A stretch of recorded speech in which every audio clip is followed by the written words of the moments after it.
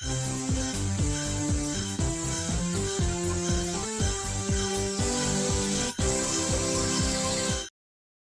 everyone, and welcome to the Doctor Who episode review with me, John Parker, and Hey, Jack Cowling, and today we are reviewing the 2015 Christmas special, The Husbands of River Song.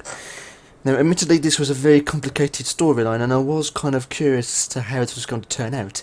I was a little bit concerned because obviously we've experienced both timelines cross and then eventually come to an end. So we was wondering how this episode in particular was going to fit in the Doctor and River's timeline. And as it happens, it seems that if you think about it relatively, it seems that time and space knew that River was coming to her end. However, there were bits missing out, and to finally send her off on her way to her end, she needed that final meeting. The final meeting to set everything in place and obviously end it, so that once the events of this episode had occurred, there was nothing that was going to stop the end that was surely going to come. Her timeline, that was we know it, is finished, and now it restarts back to David Tennant's era, where we next see her with her screwdriver and archaeologist and whatnot. So basically, in a way, Moffat, the idea of this plot of the story altogether was that Moffat was trying to finish River's story, but show that it's not exactly over. Really, if you do really think about it, and I mean literally sit down and think, you do understand that it's still going on. And if you think about it, our past lives and all that, the events back like 10 years ago are still actually happening, in a way. Wow, that's a mind. I know, but that's what this episode actually did. And if you go beyond that, you'll find that the episode was a very nice, fitting-ish end to her story. Of course, it was kind of I suppose really the emotions of it was quite good. And also the ending there of the Twin Towers and the singing and the music, and actually you do get to see that Doctor at the end about to kiss her, but of course we didn't show that on camera. But yeah, they weren't Twin Towers, by the way. You know, I was trying. Look, there were towers and they looked like twins, so I thought, okay, yeah. You know what I'm trying to say. I know the sinking towers. Sinking? You mean singing? Singing? It's alright. I just thought it said sinking. I was thinking. No. So yeah, that's basically the plot. I'm not going to try and dig up anything there, because that's just basically brief summary. That's what it's all about. Of course, the subplot now was quite. I have to admit, it was quite amusing, to be honest. I have always not liked Moffat's subplots, because I thought, well, that wasn't necessary. Why the hell did you put that in there? But no, this one was quite funny, actually. I actually thought it was quite funny. Which is why we thought originally that this episode was going to be a bit more of a fluke, as it were, because it's like it doesn't feel like it looks childish, kind of, but it wasn't. It kind of came out quite, just like a bit of a giggle. The subplot of her robotic husband and all that ended quite well, and I actually thoroughly enjoyed that. So well done on that. Now, of course, moving on to the characters, talking a bit about them. Of course, we've had River Song back, Professor, I might add. That was my first indication, right, when he mentioned a Professor, that we've actually come to a point in River's timeline where she's old and experienced.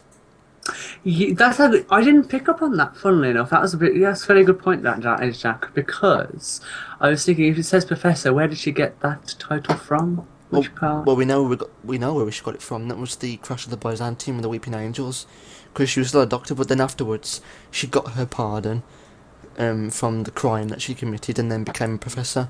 And of course, we had the Manhattan episode, which was actually from her perspective, after the Byzantium crash, and then after Manhattan, we of course had. So technically, River Song has just lost Amy and Rory. Good point. Yeah, But she's did we actually get to see her actually be given the title architect?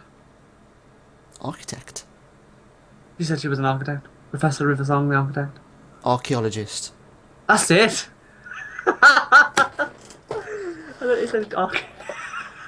You know, Okay, yeah. Did you ever get the title archaeologist? you don't normally get given archaeologist as a title, so to speak.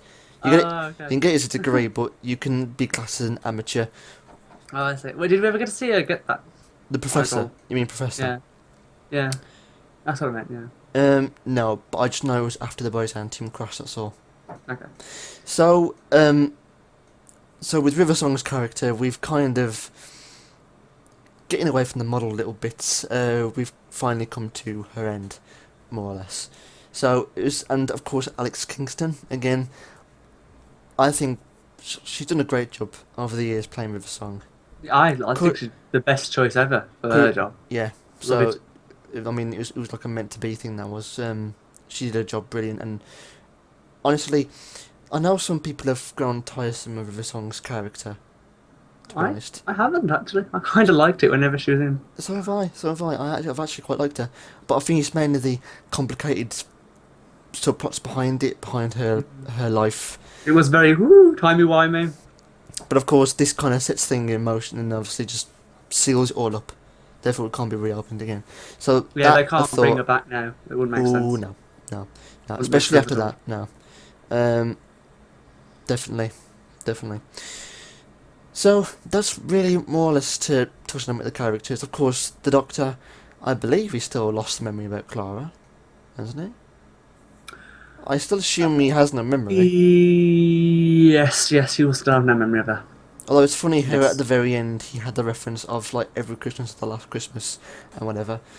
And I'm pretty sure he picked that from Clara, didn't he? Can I just say, I think there is a weird loophole. I'm unsure whether or not people are going to contest this, but technically, nastily, they shouldn't do this, but they could technically bring her back if only if the Doctor was able to somehow visit that computer world she got teleported into, uploaded to. Remember, where I saw that in the library. Oh, Because remember, that was when she died. Yeah, when she died, she went to the computer, and that was when we saw her happy. That was technically her last memory, or at least her last memory on our screens. Technically, the Doctor could somehow find his way back there, maybe, but I doubt they'll bring her back, and they really shouldn't, because it will mess us all up. No, Like confuse us. Moffat done really well for this one to seal her story together. To As long literally as they don't close the open it book. again, yeah. To close the book and shelve it. Box it all up, gone. To bring her back in some way, I think would ruin Yeah, all I the was work he's saying. done for the character over the recent years. So, yeah, that's her fitting in. Of course, the writing. I have to admit, this is actually one of Stephen Moffat's best ones ever. I think, mainly because of the way in which he finished or led to finish River's story. That is really what topped it off for me.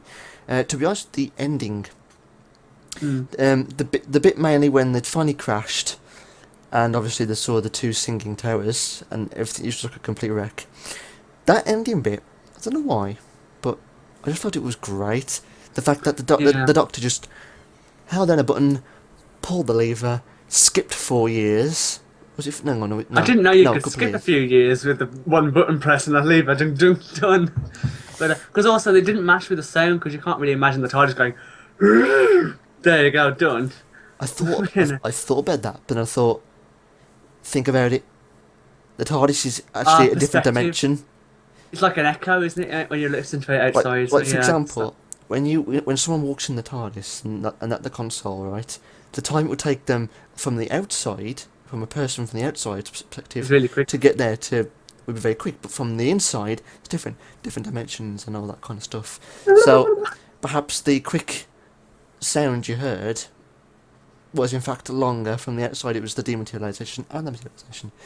But that time travel scene was quite cool. I quite liked it, and that unboxing of the sonic screwdriver. Oh yes, when I saw that, I was like, I Wow. liked it. I was like, yes, finally, we get to see it actually happen. But then part of my brain was going, hang on. That model was based off David Tennant and Christopher Eccleston's Screwdriver. Yeah. If Peter Capaldi's Doctor has this new screwdriver design, why would he give her an old design of his screwdriver? Because that, Modded up. because that's the one he saw when he first met River.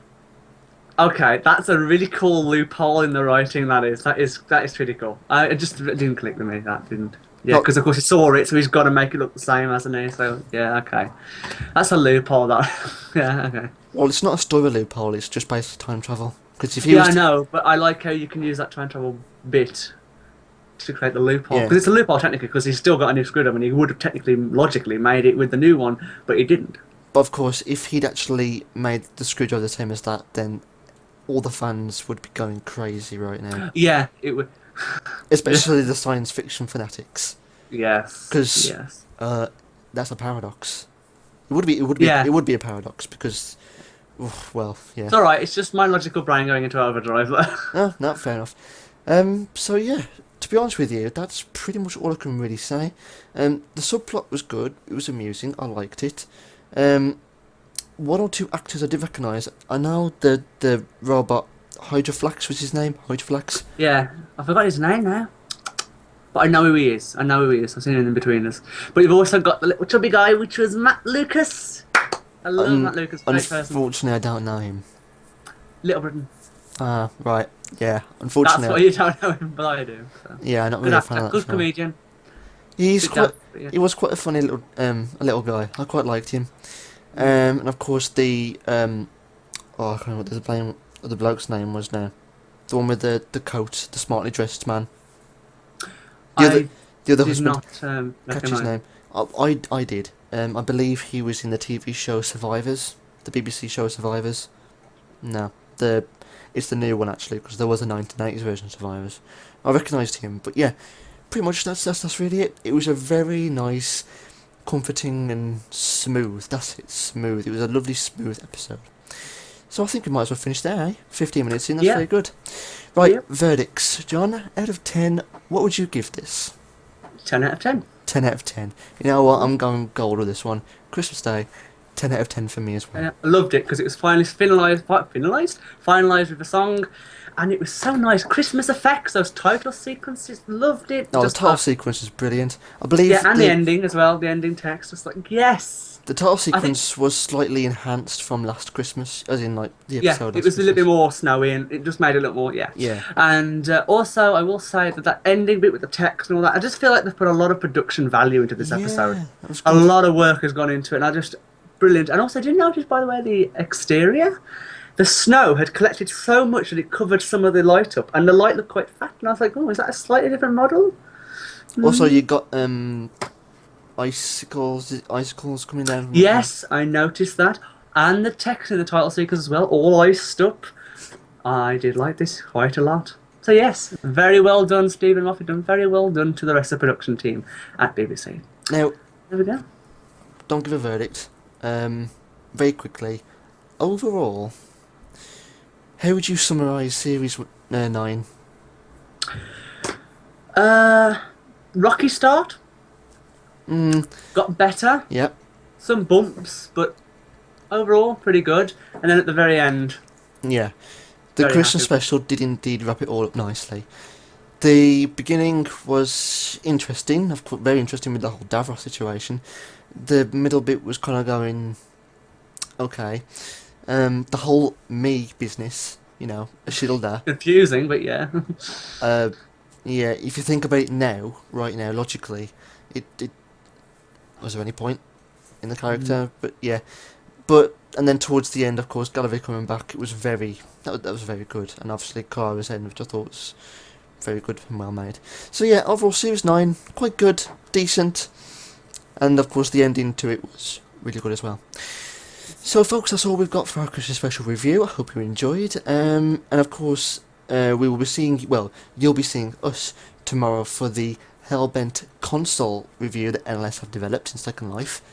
A quick note, that will be released at 0000, which is midnight tonight, which for Americans will be good day. Okay. Confusing timey-wimey stuff, but yeah. And I will say I do apologise for the audio. We underestimated the fact that the console was actually quite loud. And Yeah, it really, was. we should have turned the Firestorm window viewer down, but it's just... You can hear us, it just makes you, yeah, you know, it's going to be overpowering sometimes. Oh, It's sorry. never happened before. It was bound to happen eventually in one of the videos, so... Should have done a sound test, but we never thought about it, so oh well. So, until next time, folks, happy Christmas, have a lovely New Year. We'll hopefully see you in the New Year, because that'll be the next time we'll more or less probably do a video. So, happy 2016, I hope everything works out well for you. We'll see you for series 10 of Doctor Who. Yep. So, until next time, folks, see you soon. Happy Christmas, Happy New Year, and... Merry Christmas, Happy New Year, and goodbye. Bye. Bye. That is all we have for today, folks. Join us again next week on another Saturday Geeks video to find out what adventure we embark on next. Thank you for watching. Feel free to like and comment on the video below. Remember to subscribe so you can keep up to date with our latest videos. Till next time. Take care, stay safe, and remember, let your geeky side out. Toodle pip.